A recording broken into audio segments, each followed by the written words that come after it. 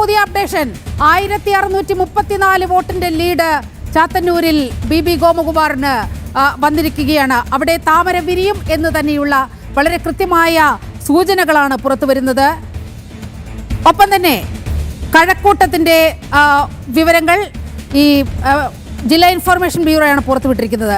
10 round എണ്ണി കഴിഞ്ഞപ്പോൾ കഴക്കൂട്ടത്തെ LDF 1106 വോട്ടിന് മാത്രം മുന്നിൽ നിൽക്കുന്ന ഒരു കാഴ്ചയാണ് നമ്മൾ കാണുന്നത്. തൊട്ടുപുറകെ NDA ഉണ്ട് 25,554. അതായത് കഴക്കൂട്ടത്ത് ഒരു നെക്ക് ടു നെക്ക് ഫൈറ്റ് നടക്കുകയാണ്. രഞ്ജിത്ത് അമ്പാടി, എന്താണ് കഴക്കൂട്ടം നമുക്ക് നൽകുന്ന പ്രതീക്ഷകൾ? കൃത്യമായി തന്നെ ഒരു ഇഞ്ചോടിഞ്ച് പോരാട്ടം എന്ന് പറയാം. കഴക്കൂട്ടത്തെ 10 റൗണ്ടുകൾ എണ്ണി കഴിയുമ്പോൾ 1100 വോട്ടുകളുടെ വ്യത്യാസം മാത്രമാണുള്ളത്. ഇനി എണ്ണാനുള്ള മേഖലകൾ, അതായത് പഞ്ചായത്തുകൾ ഇതൊക്കെയാണ്: ആറ്റിപ്ര, കുഴിവിള, പൗണ്ട് കടവ്, കുമാരപുരം. ഇതിൽ കുമാരപുരമൊക്കെ തന്നെ സ്വാഭാവികമായും BJPക്ക് കൃത്യമായ വോട്ടുള്ള മേഖലകളാണ്. കടകംപള്ളി ഉണ്ട്. കടകംപള്ളി വാർഡ് ഭരിക്കുന്നത് ഇപ്പോൾ BJP ആണ്. കണ്ണമ്മൂല BJP കൃത്യമായി വോട്ട് ഷെയറുള്ള മേഖലയാണ്. കുളത്തൂർ, പോങ്ങമൂട് ഒക്കെ തന്നെ, ചെറുവയ്ക്കൽ, അമ്പലത്തറ, ഉള്ളൂർ മെഡിക്കൽ കോളേജ്, കരിയമൊക്കെ തന്നെ കൃത്യമായി BJPക്ക് സ്വാധീനമുള്ള മേഖലകളാണ്. അപ്പോൾ ഇനിയുള്ള റൗണ്ടുകളിൽ വലിയ പരിക്കുകളില്ലാതെ കൃത്യമായ വോട്ട് BJPയുടെ പെട്ടിയിൽ വീണിട്ടുണ്ടെങ്കിൽ ഒരു കൃത്യമായ മേൽക്കോയ്മ അടുത്ത 2 റൗണ്ടുകൾ എണ്ണുമ്പോൾ വി മുരളീധരന് ലഭിക്കാൻ സാധ്യതയുണ്ട് എന്നുള്ളതാണ് നമുക്ക് ആ മേഖലകളുടെ ഒരു രാഷ്ട്രീയ സ്വഭാവം വെച്ച് പരിശോധിക്കുമ്പോൾ മനസ്സിലാക്കാൻ കഴിയുന്നത്. ഇപ്പോൾ പുതിയൊരു അപ്ഡേഷൻ വന്നിരിക്കുകയാണ് ഗൗതം. പയ്യന്നൂരിൽ B കുഞ്ഞികൃഷ്ണന് വിജയം.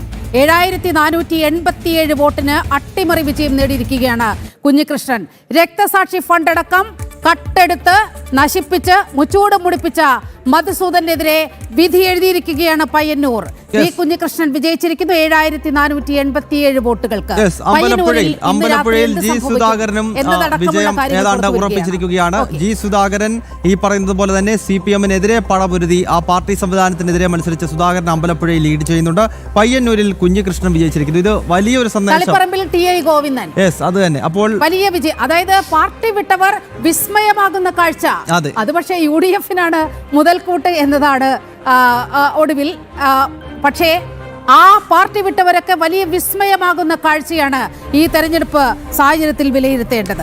ഒരിക്കൽ കൂടി നോക്കാം. UDF 101, LDF 37, NDA 2 എന്നുള്ളതാണ്. 101 സീറ്റുകൾ നേടിക്കൊണ്ട് കേരളത്തിൽ UDF-ന്റെ ഭരണം ഉറപ്പായി കഴിഞ്ഞിരിക്കുന്നു. 37 എന്നൊരു ചെറിയ നമ്പറിലേക്ക് ഇതുവരെ 10 വർഷം ഭരിച്ച ഒരു പാർട്ടിയും സംവിധാനവും എത്തുകയാണ്. 2 സീറ്റിൽ NDA-യുടെ ലീഡ് തുടരുകയാണ്. അത് നേമത്തും കൊല്ലം ജില്ലയിലെ ചാത്തന്നൂരിലുമാണ്. ഈ 2 മണ്ഡലങ്ങളിലും BJP ഏതാണ്ട് വിജയം ഉറപ്പിച്ചു കഴിഞ്ഞിരിക്കുന്നു. വി കുഞ്ഞികൃഷ്ണന്റെ വിജയമാണ് ഈ നിമിഷം വരുന്ന ഏറ്റവും പ്രധാനപ്പെട്ട അപ്ഡേഷൻ എന്ന് പറയുന്നത്. കാരണം CPM-നകത്ത് രക്തസാക്ഷി ഫണ്ട് തട്ടിപ്പ് വളരെ ഗുരുതരമായ പ്രശ്നമാണ്. കാരണം പാർട്ടി പലപ്പോഴും രക്തസാക്ഷികളുടെ പേര് പറഞ്ഞാണ് നിലനിൽക്കുന്നത് തന്നെ.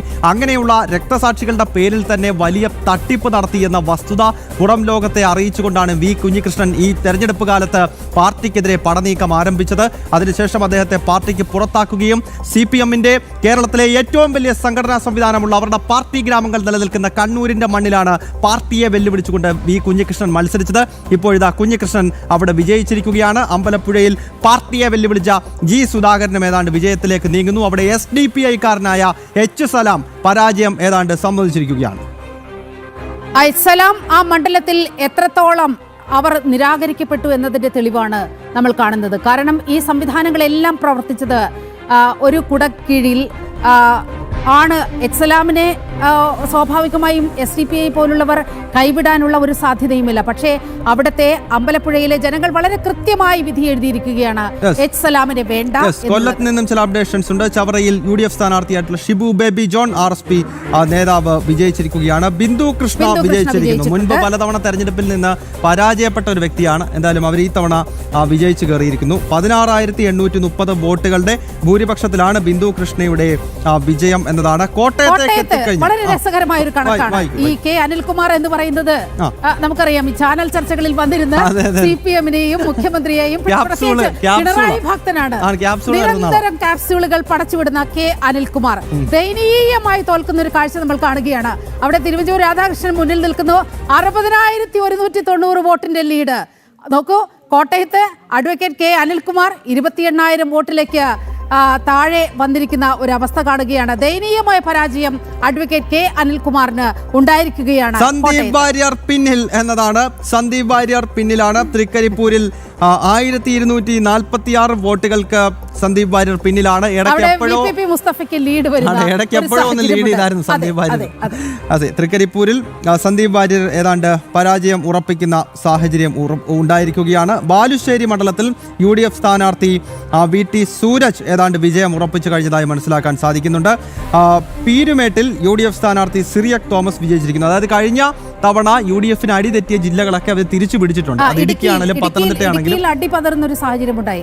പക്ഷേ ആ ഇടുക്കിയൊക്കെ വളരെ സുഖമായി UDF തിരിച്ചു പിടിക്കുന്ന ഒരു കാഴ്ച. അങ്ങനെ അവർക്ക് പൊള്ളലേറ്റ സ്ഥലങ്ങളിലെല്ലാം അവർ ഇത് പരിഹരിച്ച് വന്നിട്ടുണ്ട്. പത്തനംതിട്ടയാണെങ്കിലും കഴിഞ്ഞ തവണ 5 സീറ്റുകളും LDF ആയിരുന്നു പിടിച്ചത്. ഈ തവണ UDF-ന്റെ ഒരു കോട്ടയായ പത്തനംതിട്ട വീണ്ടും മാറുന്നു. തിരുവല്ല ഒരു സീറ്റ് ഒഴിച്ച് കോന്നിയിൽ മാത്രം LDF-ന് നേരിയ ലീഡുണ്ട്. അപ്പോൾ കഴിഞ്ഞ തെരഞ്ഞെടുപ്പിൽ UDF-ന് അടിതെറ്റിയ ജനീഷ് കുമാറിന്റെ ഒരു വ്യക്തിപരമായ മികവ്, ആ വോട്ട്, അതൊക്കെ തന്നെയാണ് അവിടെ. പക്ഷെ ചെറിയ വ്യത്യാസം മാത്രമേ ഉള്ളൂ. 525 വോട്ടിന്റെ ഒരു ലീഡ് മാത്രമാണ് അവിടെ ജനീഷ് കുമാറിനുള്ളത്. അത് തന്നെയാണ് നേമത്തും. അതോടൊപ്പം തന്നെ ചാത്തന്നൂരിലും BJP ലീഡ് തുടരുകയാണ്. ചാത്തന്നൂരിലെ 13ാം റൗണ്ടിലേക്ക് കടന്നിട്ടുണ്ട്. എന്താണ് അവിടുത്തെ വിവരങ്ങൾ എന്നറിയണം. PCR ഒന്ന് മനോജിനെ കണക്ട് ചെയ്യൂ. കൊല്ലത്ത് നിന്ന് 13ാം റൗണ്ടിലേക്ക് കടന്നപ്പോൾ എന്താണ് ഗോപകുമാറിന്റെ സാധ്യതകൾ എന്ന് അറിയേണ്ടതുണ്ട്. പാലായിൽ മാണി സി കാപ്പൻ ഔദ്യോഗികമായി തന്നെ വിജയിച്ചു കഴിഞ്ഞിരിക്കുന്നു. അവിടെ ജോസ് കെ മാണിക്കും കേരള കോൺഗ്രസ് എമ്മിനും ദയനീയമായ പരാജയമാണ്. പാലയുടെ മണ്ണിൽ വീണ്ടും ഒരു വലിയ നേട്ടം മാണി സി കാപ്പന്റെ ഭാഗത്ത് നിന്നുണ്ടായിരിക്കുകയാണ്. അദ്ദേഹത്തിന്റെ വിജയാഘോഷം പാലയിൽ ആരംഭിച്ചു കഴിഞ്ഞിരിക്കുകയാണ്. കേരള കോൺഗ്രസ് എമ്മിന്റെ എല്ലാ സ്ഥാനാർത്ഥികളും പരാജയപ്പെട്ടിരിക്കുകയാണ്. അത് ആ പാർട്ടിയെ സംബന്ധിച്ചിടത്തോളം വലിയ പിളർപ്പിലേക്കും പ്രശ്നത്തിലേക്കും ആ പാർട്ടിയെ വരും ദിവസങ്ങളിൽ അത് കൊണ്ടെത്തിക്കും എന്ന കാര്യത്തിൽ യാതൊരു സംശയമില്ല. കോട്ടയത്ത് നിന്നുള്ള അപ്ഡേഷൻസ് അതാണ്. തിരുവനന്തപുരത്തേക്ക് വീണ്ടും എത്തുകയാണ്. നേമത്ത് ലീഡ് തുടരുകയാണ് BJP സംസ്ഥാന അധ്യക്ഷൻ രാജീവ് ചന്ദ്രശേഖർ. ഒപ്പം ചാത്തന്നൂരിൽ BB ഗോപകുമാറും BJP സ്ഥാനാർത്ഥി അവിടെ ലീഡ് തുടരുന്നു എന്നുള്ളതാണ്. 100 സീറ്റുകളിലാണ് ഇപ്പോൾ UDF-ന്റെ ലീഡ്. 38 സീറ്റിൽ മാത്രമായി LDF-ഉം ഇടതുപക്ഷവും ഒതുങ്ങിയിരിക്കുന്നു. 2 സീറ്റിൽ BJP ലീഡ് ചെയ്യുകയാണ്. പശ്ചിമ ബംഗാളിൽ BJP ഭരണം ഉറപ്പിച്ചു കഴിഞ്ഞിരിക്കുന്നു. സേനാപതി വേണു കോൺഗ്രസിന്റെ സ്ഥിരം നമ്മുടെ സ്ഥിരം പാനലിസ്റ്റാണ്.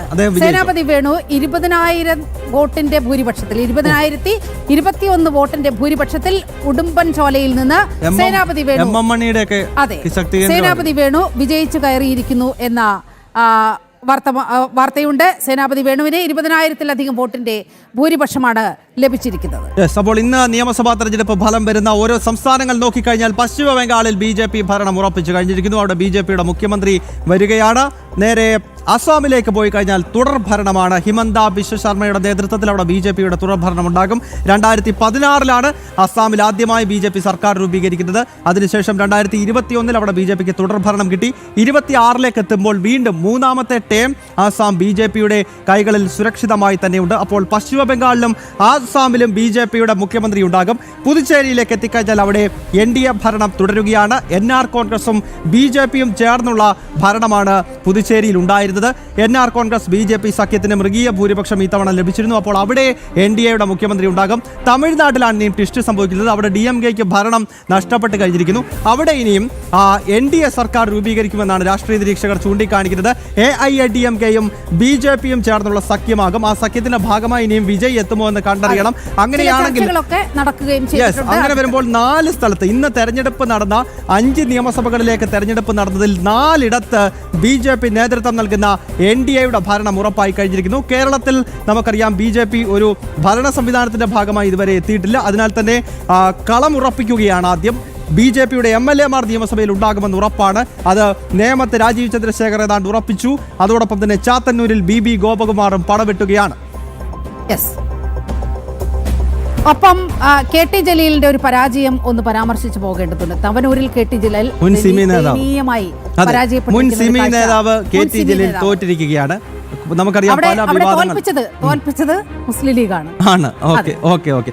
അങ്ങനെ മലപ്പുറത്ത് സമ്പൂർണ്ണമായ ആധിപത്യം മുസ്ലിം ലീഗിന് നേടാനായിട്ടുണ്ട്. രഞ്ജിത്തിലേക്കൊന്ന് പോകുകയാണ്. രഞ്ജിത്ത്, ഈ നേമം, തിരുവനന്തപുരം സെൻട്രൽ, കഴക്കൂട്ടം, കാരണം ആളുകൾ മുഴുവൻ ഇനിയും കാത്തിരിക്കുന്നത് ഈ 3 സ്ഥലങ്ങളിലെ കാര്യങ്ങൾ അറിയാനാണ്. കാരണം ബാക്കി ചിത്രമൊക്കെ ഏതാണ്ട് വ്യക്തമായി. കേരളത്തിൽ UDF-ന്റെ ഭരണം വരുമെന്ന് ഉറപ്പായി.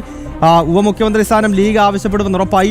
ഇനിയും BJP-യുടെ ആരൊക്കെയാണ് ഈ നിയമസഭയിൽ ഉണ്ടാകാൻ പോകുന്നത്? BJP-യുടെ എത്ര MLA-മാരുണ്ടാകും? ഇതാണ് ഇനി കേരള രാഷ്ട്രീയത്തിന് അറിയേണ്ടത്. കഴക്കൂട്ടത്ത് എന്ത് സംഭവിക്കുന്നു, നേമത്ത് എന്ത് സംഭവിക്കുന്നു, തിരുവനന്തപുരം സെൻട്രലിൽ എന്തായി കാര്യങ്ങൾ, ചാത്തന്നൂരിൽ എന്തായി?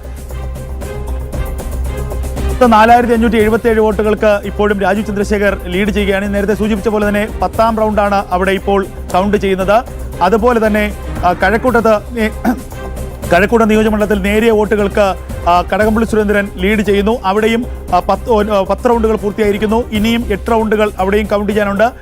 അതിൽ തന്നെ BJPക്ക് സ്വാധീനമുള്ള മേഖലകളുണ്ട്. അതിൻ്റെ റിസൾട്ടുകൾ വരുന്ന മാത്രമേ ഉള്ളൂ. അതേപോലെ തിരുവനന്തപുരം സെൻട്രലിൽ നേരത്തെ 2500-ലധികം ലീഡുണ്ടായിരുന്ന CP ജോണിൻ്റെ ലീഡ് 1900-ആയി കുറഞ്ഞിരിക്കുന്നു. അവിടെ 14 റൗണ്ടുകളാണ് ഇപ്പോൾ പൂർത്തിയായിട്ടുള്ളത്. ഇനി 5 റൗണ്ടുകൾ കൂടി എണ്ണാനുണ്ട് എന്നുള്ളതാണ് അവിടെ നിന്ന് നൽകാൻ കഴിയുന്ന പ്രധാനപ്പെട്ട വിവരം. രഞ്ജിത്തിന് വളരെ പ്രധാനപ്പെട്ട അപ്ഡേഷൻ ഉണ്ട്. ചാത്തന്നൂരിൽ BJP വിജയം ഉറപ്പിക്കുകയാണ്. ചാത്തന്നൂരിന്റെ മണ്ണിൽ BJP വിജയം ഉറപ്പിക്കുന്നു. 13ാമത്തെ റൗണ്ട് എണ്ണിക്കഴിയുമ്പോഴും ചാത്തന്നൂരിൽ BJP ലീഡ് തുടരുകയാണ്. 2000 വോട്ടിന്റെ ലീഡാണ് ചാത്തന്നൂരിൽ BB ഗോപകുമാറിനുള്ളത്. ഇനി എണ്ണാനുള്ളത് ഒരു റൗണ്ട് മാത്രമാണെന്നിരിക്കെ ചാത്തന്നൂരിൽ BB ഗോപകുമാർ BJP-യുടെ NDA-യുടെ സ്ഥാനാർത്ഥി അവിടെ വിജയം ഏതാണ്ട് ഉറപ്പിച്ച് കഴിഞ്ഞിരിക്കുകയാണ്. രഞ്ജിത്ത് പറയൂ. തീർച്ചയായിട്ടും ഇപ്പോൾ ഇതാ 11 റൗണ്ടുകൾ പൂർത്തിയാകുമ്പോൾ രാജീവ് ചന്ദ്രശേഖറിന്റെ ലീഡ് കുറഞ്ഞിരിക്കുന്നു എന്നുള്ളതാണ്. 2100-ഓളമായി കുറഞ്ഞിരിക്കുന്നു. പക്ഷേ അതിൽ ആശങ്കപ്പെടേണ്ട സാഹചര്യമില്ല. കാരണം അത് ഒരു UDF അനുകൂല മേഖലയാണ്. അവിടെ BJPക്ക് അധികം വോട്ടുകളില്ല. കാരയ്ക്കമണ്ഡപം, വെള്ളായണി മേഖലകളാണ് ഇപ്പോൾ എണ്ണിക്കഴിഞ്ഞിരിക്കുന്നത്.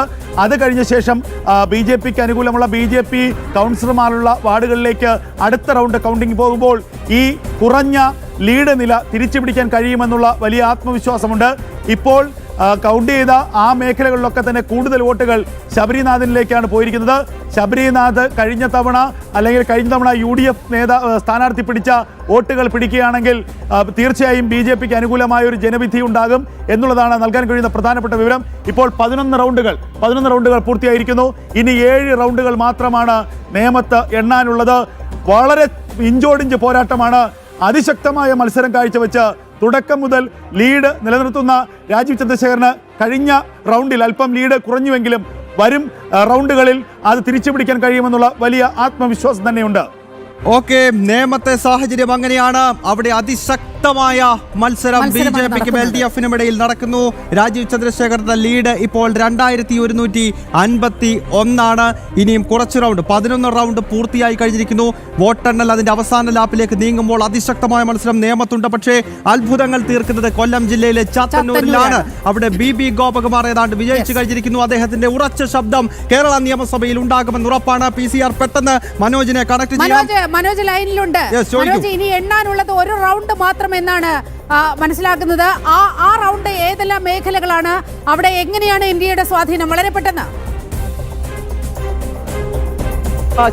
14ാം റൗണ്ടാണ് ഇനി എണ്ണാനുള്ളത്. ഒറ്റ റൗണ്ട് മാത്രമാണ്. എന്തായാലും 13ാം റൗണ്ട് എണ്ണുമ്പോഴേക്കും ഏകദേശം 2000-ലധികം വോട്ടുകൾക്ക് BB ഗോപകുമാർ ലീഡ് ചെയ്യുന്നു എന്നുള്ളതാണ്. നേരത്തെ തന്നെ ഞാൻ സൂചിപ്പിച്ചിരുന്നു, ആദ്യ റൗണ്ടുകളിലൊക്കെ തന്നെ BJP നേടിയിട്ടുള്ള വോട്ടുകൾ അത് കഴിഞ്ഞ ശേഷം 10ാം റൗണ്ടിന് ശേഷമൊക്കെ എണ്ണുന്ന ഈ ബൂത്തുകൾ എന്ന് പറയുന്നത് BJPക്ക് സ്വാധീനമുള്ള ബൂത്തുകൾ തന്നെയാണ്. എന്തായാലും കല്ലുവാതുക്കൾ ഉൾപ്പെടുന്ന പ്രദേശങ്ങളാണ് എണ്ണുന്നത്.